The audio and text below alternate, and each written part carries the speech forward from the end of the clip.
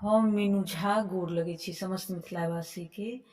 एकटा स्वरचित 12 मासे बिषहरी गीत लऽ कऽ उपस्थित छी अपन माताजी के संग। कोशिश करै छी अपने लोकनि के नीक लागय। धन्यवाद। जय मिथिला, जय मैथिली। जेठहि बिषहरी ले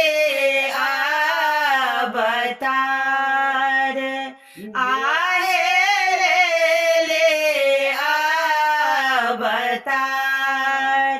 राम अखाड़ा हे बिषहरी खेले जुआ सारे। राम अखाड़ा हे बिषहरी खेले जुआ सार। सावन बिषहरे घरे घरे जाय। बिषहरे घरे घरे जाय। राम भादव बिषहरे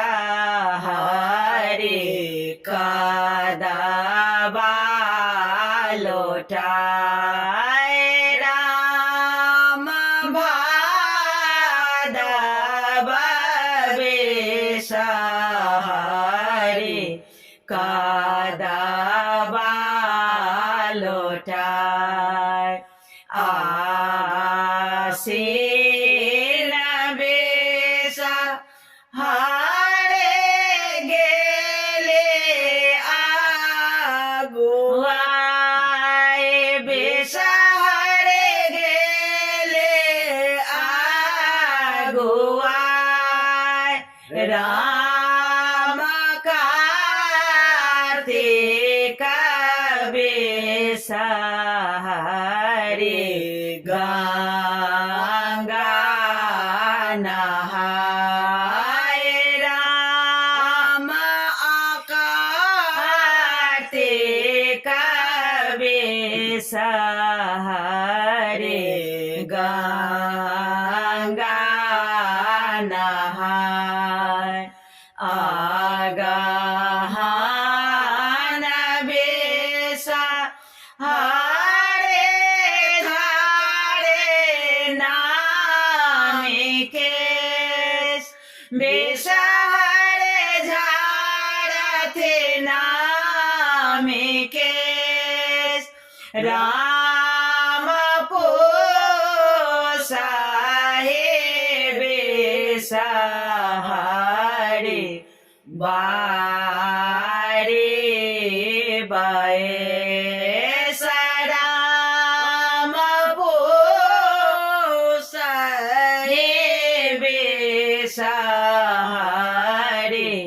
बारे बयस। माघहि बिषहरे गह्वर भेले ठार। बिषहरे गह्वर भेले ठार। राम फागुन बिषहरे करथे गोहार।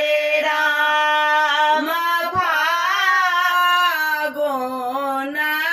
बिषहरे करथे गोहार।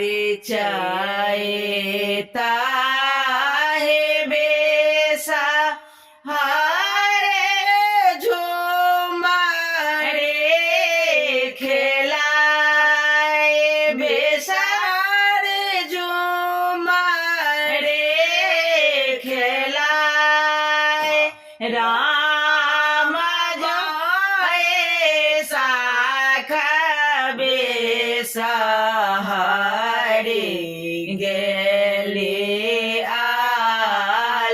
सा